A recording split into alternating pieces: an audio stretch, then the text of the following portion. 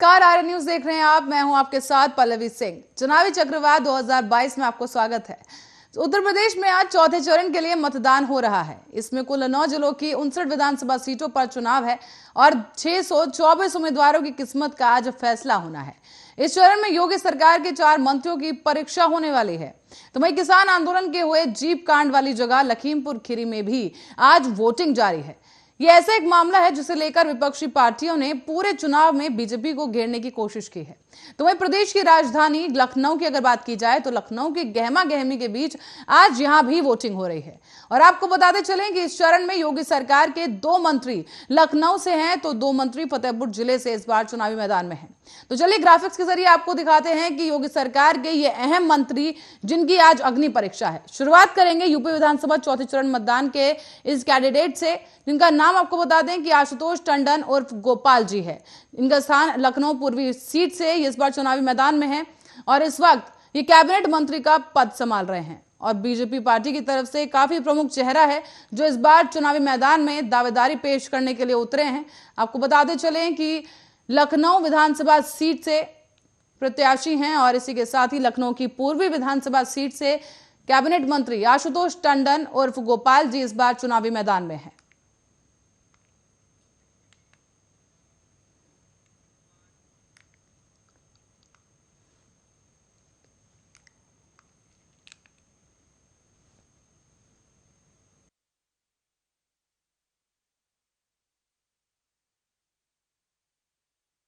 टंडन उर्फ गोपाल जी ने कांग्रेस के प्रत्याशी अनुराग सिंह को लगभग 80,000 मतों से भारी अंतर से हराया था इससे पहले, और यह भी माना जा रहा है कि इस सीट पर जीत के लिए प्रत्याशियों की कड़ी लड़ाई देखने को मिल रही है।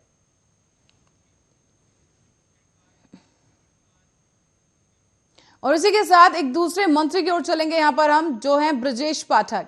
आपको बता दें योगी कैबिनेट के एक और अहम मंत्री इस बार चुनावी मैदान में हैं। यूपी विधानसभा चौथे चरण के मतदान में ब्रजेश पाठक लखनऊ की कैंट सीट से इस बार चुनावी मैदान में हैं।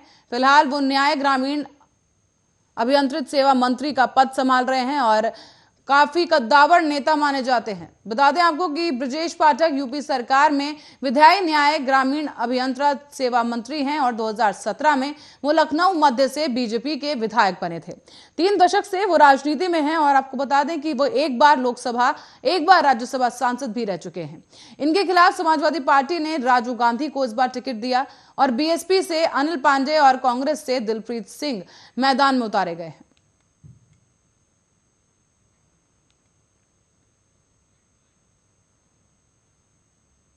और अब बारी है तीसरे कद्दावर नेता की। आपको बता दें रणवेंद्र प्रताप सिंह यूपी सरकार से इस बार तीसरे ऐसे मंत्री बन जाते हैं जिन पर एक अहम दांव बीजेपी पार्टी ने यहां पर खेल दिया है। आपको बता दें कि रणवेंद्र प्रताप सिंह फतेहपुर हुसैनगंज विधानसभा सीट से इस बार चुनावी मैदान में हैं और वो फिलहाल खाद्य और रसद नागरिक आपूर्ति राज्य मंत्री हैं। 2017 में उन्होंने हुसैनगंज विधानसभा सीट से बीजेपी के वो विधायक बनकर उभरे थे। इसके साथ ही ये भी आपको बता दें कि 2 दशक से वो राजनीति में हैं। 2007 में पहली बार विधायक चुने गए थे। इस सीट पर समाजवादी पार्टी से उषा मौर्य, कांग्रेस पार्टी से शिवाकांत तिवारी और बसपा से फरीद अहमद मैदान में उतारे गए हैं।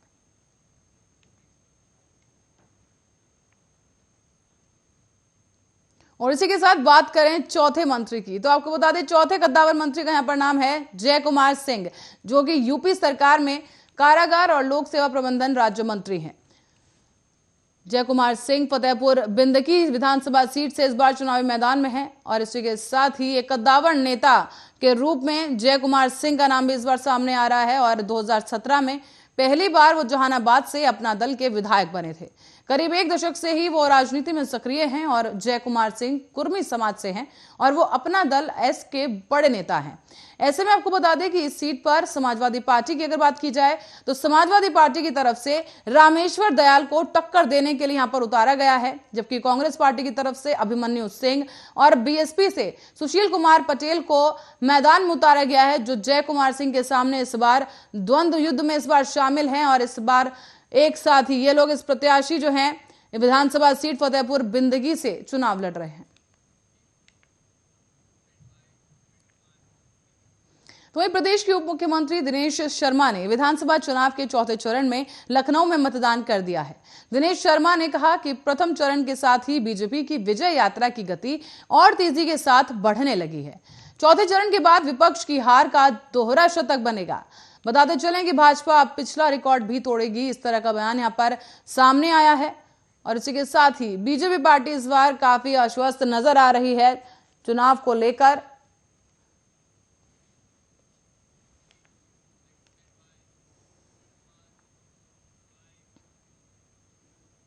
तो वहीं यूपी विधानसभा के लिए आज चौथे चरण का मतदान जारी है।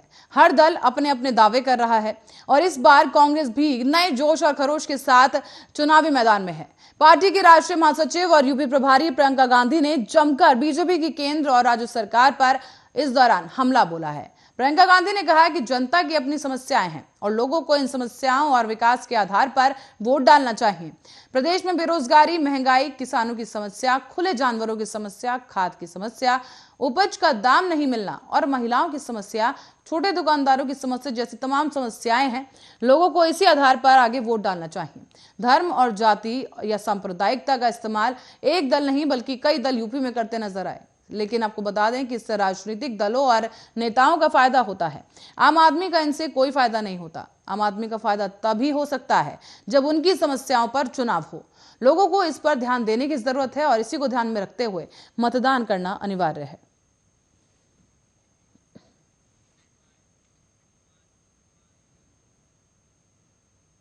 और एक खबर महाराष्ट्र से है, जहां महाराष्ट्र के मंत्री और एनसीपी नेता नवाब मलिक को आज सुबह ही परिवर्तन निदेशालय की टीम अपने दफ्तर ले आई है।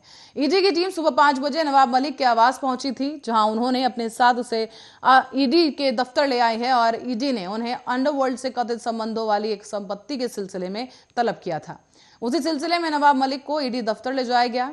फिलहाल सूत्रों से मिली जानकारी के मुताबिक नवाब मलिक को हिरासत या गिरफ्तार नहीं किया गया है। अंडरवर्ल्ड डॉन दाऊद इब्राहिम देश में हिंसा फैलाने की तैयारी कर रहा है और इसी के लिए उसने एक स्पेशल यूनिट बनाई है, जिसके माध्यम से देश के किसी बड़े नेता या व्यापारी पर प्राणघातक हमला करने की तैयारी भी की जा रही है। इन्हीं कुछ जानकारियों के आधार पर नेशनल इन्वेस्टिगेटिंग एजेंसी यानी एनआईए ने दाऊद और उसके करीबियों के खिलाफ मामला दर्ज किया। अब अगर इतनी बड़ी प्लानिंग चल रही थी तो उसके लिए बहुत से पैसे भी लगेंगे, जिसके बाद इस मामले में ईडी ने अंडरवर्ल्ड डॉन दाऊद इब्राहिम और उसके करीबियों के खिलाफ मनी लॉन्ड्रिंग का मामला भी दर्ज किया। इसी मामले में ईडी ने दाऊद के भाई इकबाल कास्कर को गिरफ्तार किया, जो कि फिलहाल ईडी कस्टडी में ही है।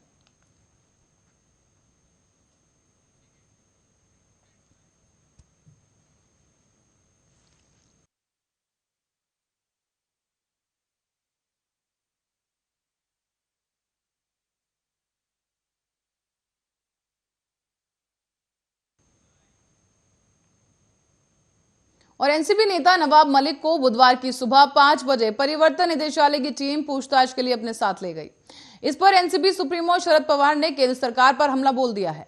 पवार ने कहा कि नवाब मलिक लगातार केंद्र सरकार और ईडी के खिलाफ बोलते हैं, इसीलिए उन पर यह कार्रवाई की गई।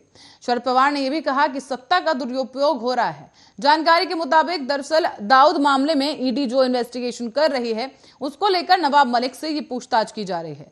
सूत्रों के मुताबिक नवाब मलिक को डिटेन या फिर अरेस्ट नहीं किया गया है, लेकिन नवाब मलिक को समन जरूर भेजा गया था।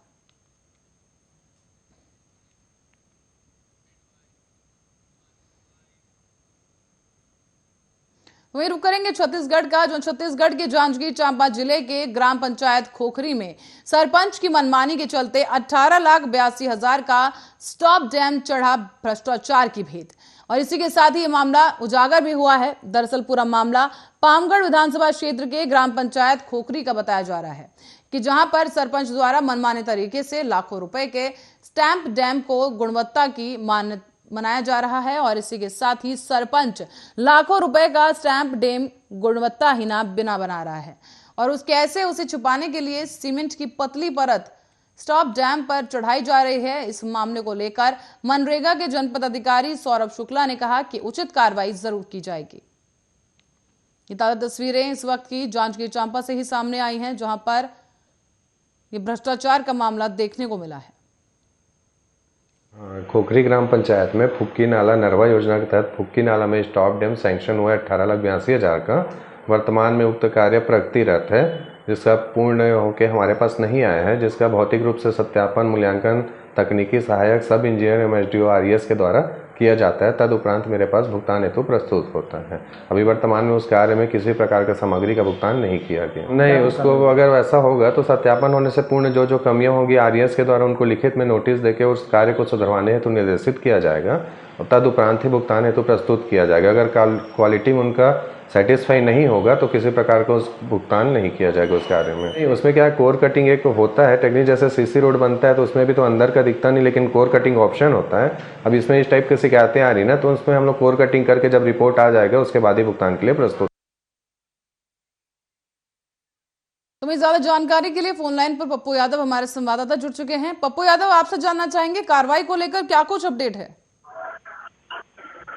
जी पल्लवी, हम आपको बता देना चाहते हैं, दरअसल पूरा मामला पामगढ़ विधानसभा क्षेत्र की ग्राम पंचायत कोसी का जहां सरपंच अपने मनमाने तरीके से 18 लाख जाति और गाड़ी के स्टाफ में भ्रष्टाचार कर रहे, जिसके चलते लाखों रुपए का यह दिन आज बर्बाद होता हुआ नजर आया। इस मामले में हमने जब उसके अधिकारी से बात की तो उसने कार्रवाई का आश्वासन दिया, परंतु अब तक किसी प्रकार की कार्रवाई उनके द्वारा सामने नहीं आई है।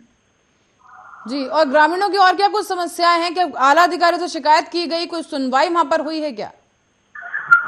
इस जगह से और ग्रामीणों के द्वारा आला अधिकारी को शिकायत दी, परंतु आला अधिकारी इस मामले में प्रकार की कार्रवाई उनके द्वारा सामने नहीं आई है। जी पप्पू यादव, आपसे ये भी जानना चाहेंगे इस भ्रष्टाचार के चलते कोई दुर्घटना वहां पर हुई है? क्योंकि देख पा रहे हैं कि जो डैम है उसका काम ठीक से नहीं किया जा रहा है और जल जमाव की स्थिति भी देखने को मिल रही है। जी, हम आपको बता देना चाहते हैं, इस प्रकार से कभी किसी प्रकार की दुर्घटना सामने नहीं, परंतु इस प्रकार से यदि भ्रष्टाचार रोक नहीं लगाएगा तो आगामी आने वाले पीढ़ी किसी प्रकार की दुर्घटना सामने आ जा सकती है। जी पप्पू यादव, बहुत बहुत धन्यवाद इस तमाम जानकारी के लिए। आपको बता दें, यहाँ पर भ्रष्टाचार का ये बड़ा मामला जांजगीर चांपा से सामने आया, जहां पर ग्राम प्रधान पर गंभीर आरोप लगे हैं। हालांकि कार्रवाई फिलहाल जारी है और अधिकारियों की तरफ से भी इस पूरे मामले को लेकर संज्ञान लिया गया है। और हालांकि अभी तक कोई दुर्घटना नहीं हुई है, लेकिन दुर्घटना की संभावना जरूर है, क्योंकि जिस तरीके से वहां पर भ्रष्टाचार है उसको लेकर ये कार्रवाई सामने आई है। जांजगीर चांपा का ये पूरा मामला, जहां पर स्टैंप डैम को लेकर ये बड़ा विवाद खड़ा हो गया है।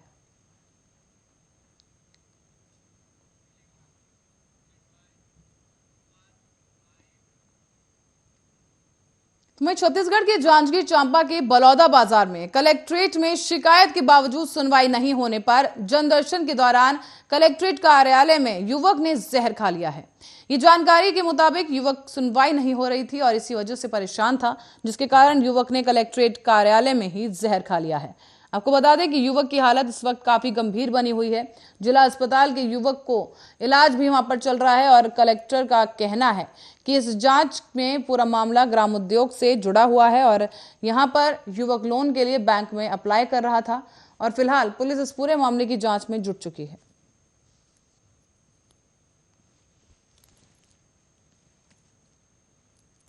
अपना आवेदन पत्र को सीधे टेबल पर रखा और कुछ दवा जैसी चीज निकालकर उन्होंने खाया।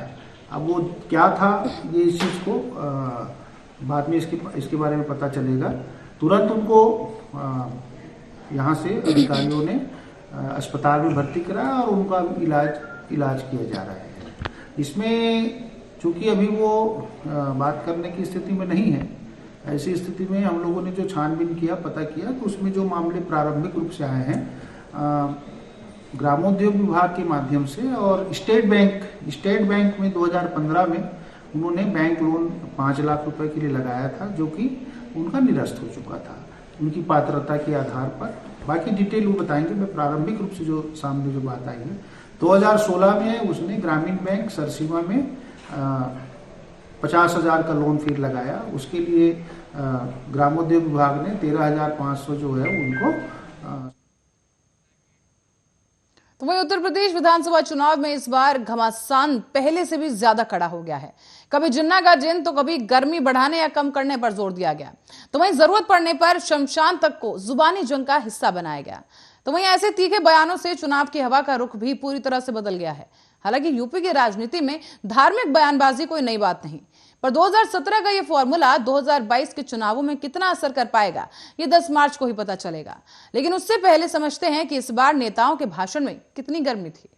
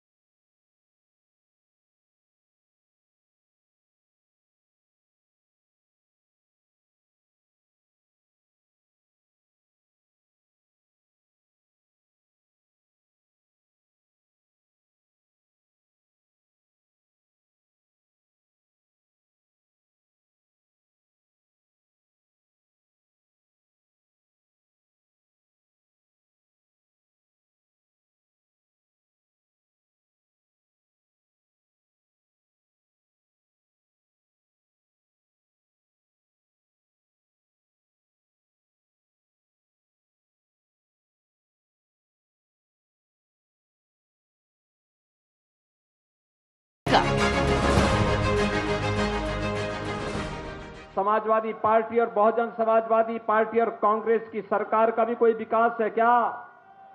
और उनके समय में गंगा नहर की सड़क क्या बनी थी? क्या वे विकास कार्यों में रुचि लेते थे? अब देखिए, वैसे उन्होंने एक विकास कराया है, सुनेंगे? उन्होंने एक विकास कराया है, वह कराया है कब्रिस्तान की बाउंड्री वाल का।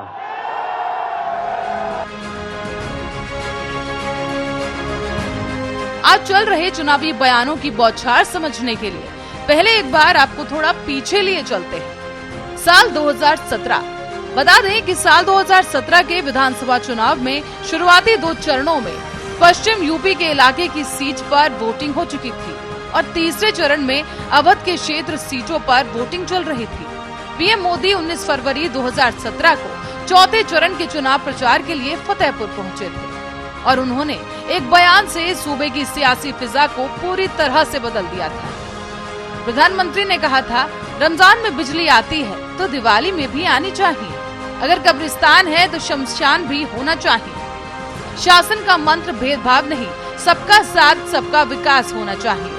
मोदी के कब्रिस्तान, शमशान और रमजान दिवाली के बयान ने ऐसा चुनावी एजेंडा सेट किया था कि चुनाव का पूरा समीकरण ही बदल गया। पीएम ने कथित तौर पर धर्म के आधार पर भेदभाव का मुद्दा उठाकर यूपी चुनाव में नई सियासी बहस छेड़ दी थी, जिसके चलते तमाम बाकी मुद्दे पीछे छूट गए। यूपी के बाकी 4 चरणों के चुनाव प्रचार में सिर्फ कब्रिस्तान, शमशान और रमजान दिवाली का ही मुद्दा छाया हुआ था। पीएम ने इस तरह से अवध, बुंदेलखंड और पूर्वांचल की सीटों की सियासी हवा पूरी तरह से बदल दी। गांव में अगर कब्रिस्तान बनता है तो गांव में स्मशान भी बनना चाहिए। अगर रमजान में बिजली मिलती है तो दिवाली में भी बिजली मिलनी चाहिए। 2017 में ये पहला मौका था जब पीएम मोदी ने सीधे सीधे धर्म और जाति के आधार पर भेदभाव का मुद्दा उठाते हुए सपा को घेरा था। इस बयान के बाद चुनावी मैदान में एक बड़ा तूफान खड़ा हो गया था और विरोधी चुनाव में वोट के लिए ध्रुवीकरण यानी कि हिंदू मुस्लिम की बात करने का आरोप लगाने लगे। तो वहीं इस बार के चुनाव में भी नरेंद्र मोदी से लेकर योगी आदित्यनाथ तक के भाषणों का मजमून भी कुछ वैसा ही है और हर चरण के साथ वोटिंग के दिन ही कुछ ऐसा मुद्दा ले आया गया जिसने हवा का रुख ही बदल दिया। इस बार सीएम योगी ने आतंकवाद के मुद्दे पर सपा को घेरकर सियासी बहस छेड़ दी। तो वहीं कभी सपा समर्थक के बर्ताव को देखकर पूरी पार्टी को ही लपेट लिया गया और तीखे स्वर में कह डाला, इनकी ये जो गर्मी है उसे ठंडा कर देंगे। चुनाव के पहले 4.5 वर्षों तक जो लोग बिलों में दुबके हुए थे, आज जब चुनाव की घोषणा के बाद फिर से बिल से निकल करके रेंगते हुए दिखा करके और फुफकार करके कुछ गर्मी दिखा रहे हैं, 10 मार्च के बाद इनकी गर्मी शांत हो जाएगी।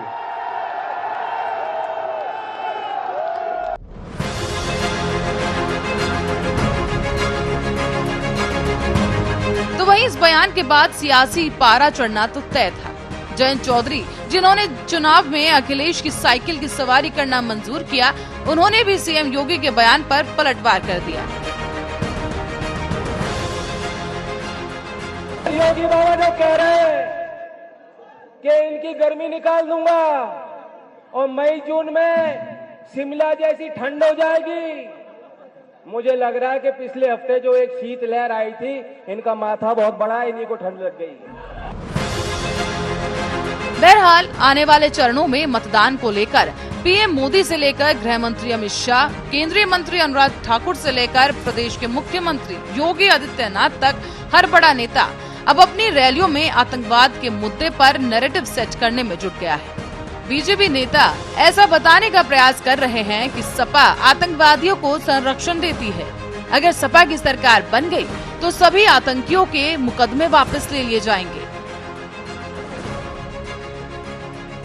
योगी ने कहा कि नाम समाजवादी, काम आतंकवादी और सोच है परिवारवादी।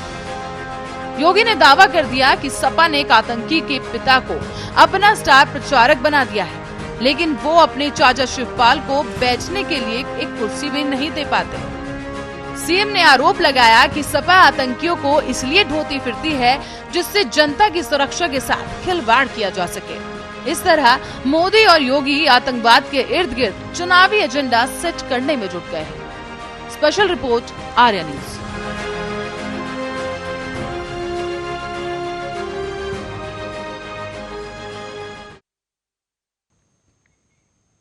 और इसी बीच एक बड़ी खबर आपको बताते चलें कि यूपी में अब तक मतदान हो चुका है और जो आंकड़े सामने आए सुबह 11 बजे तक वो आपको दिखाते चलें कि यूपी में सुबह 11 बजे तक का वोटिंग प्रतिशत आपके सामने है। पीलीभीत में 27.43% वोटिंग हुई, लखीमपुर खीरी में भी वोटिंग की गई, उन्नाव में 22.45%, लखनऊ में 21.42%, रायबरेली में 21.41% और बांदा में 23.85% वोटिंग की गई।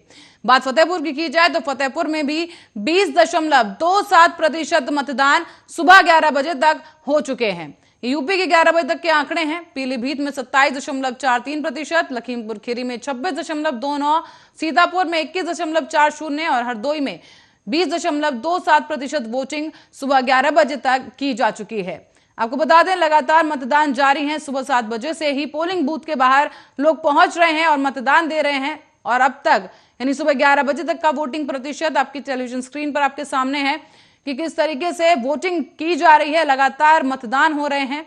पीलीभीत से आंकड़े सामने आए जहां 27% से ज्यादा वोटिंग की जा चुकी है। लखीमपुर खीरी में भी लगभग 26% से ज्यादा वोटिंग हुई, सीतापुर में 21 और उन्नाव में 22% तक वोटिंग इससे ज्यादा की जा चुकी है। लखनऊ में 21.42%, रायबरेली में 21.41 और बांदा में 23.85% वोटिंग की जा चुकी है। फतेहपुर में भी लगभग 20% से ज्यादा वोटिंग सुबह 11 बजे तक की जा चुकी है।